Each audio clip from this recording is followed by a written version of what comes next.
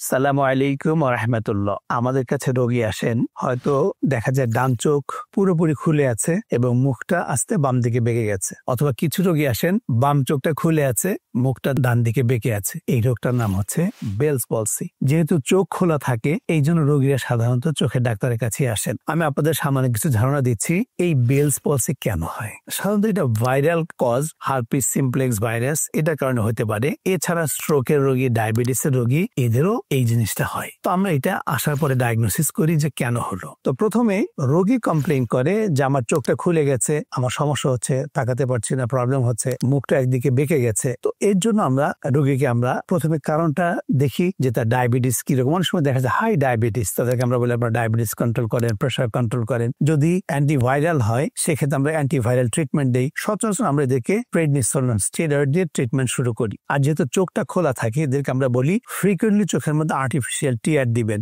দিনের বেলাও দিবেন, রাত্রিবেলা আমরা মলম অয়েন্টমেন্ট দিয়ে রাখি, না হলে এই চোখ কিন্তু খোলা থাকবে লম্বা একটা সময়। যখন আমরা স্টেরয়েড ট্রিটমেন্ট শুরু করি, কোনো রোগী হয়তো 2 থেকে 3 সপ্তাহের মধ্যে ভালো হয়। অনেক সময় রোগী দেখা যায় 4 মাস, 6 মাস, 8 মাস ভালো হতে সময় লাগে। কাজেই যারা ডায়াবেটিক পেশেন্ট বা স্ট্রোকের পেশেন্ট, তাদেরকে আমরা ব্লাড সুগার, ব্লাড প্রেশারটা কন্ট্রোল করতে বলি। আর যদি ভাইরাল কজ আমরা চিন্তা করি, সেক্ষেত্রে আমরা অ্যান্টিভাইরাল দিয়ে শুরু করি। এখন যে জিনিসটা আমাদের খেয়াল করতে হয় যে শুধুমাত্র এই ট্রিটমেন্ট দিলেই কিন্তু ভালো হয় না। অনেক সময় এই রোগের জন্য ফিজিওথেরাপি লাগে। যেমন যদি মুখটা বাম দিকে বেঁকে যায় অথবা ডান দিকে বেঁকে যায়, তখন আমরা এখানে বারবার ম্যাসেজ করতে বলি। এই ম্যাসেজ করতে করতে করতে করতে অনেক সময় স্বাভাবিক হয়। না হলে মুখ যখন বেঁকে যায়, খাবার খেতে নিলে তার আস্তে কর্নার দিয়ে খাবারটা পড়ে যায়, পানি পান করতে নিলে পানিটা পড়ে যায়। তারপরে চোখ খোলা থাকে, তো চোখ যদি বেশি সময় খোলা থাকে, তো একসময় চোখটা ড্রাই হয়ে যাবে, চোখটা কেরাটাইটিস ডেভেলপ করে কিচ্ছু সে দেখবে না। এই জন্য আমরা দিনের বেলা তাকে আর্টিফিশিয়াল টিয়ার ব্যবহার করতে বলি এবং রাত্রিবেলা আমরা একধরনের মলম দিই, বলি মলমটা দিয়ে রাখবেন। এমনকি অনেকে আমরা বলি প্যাচ,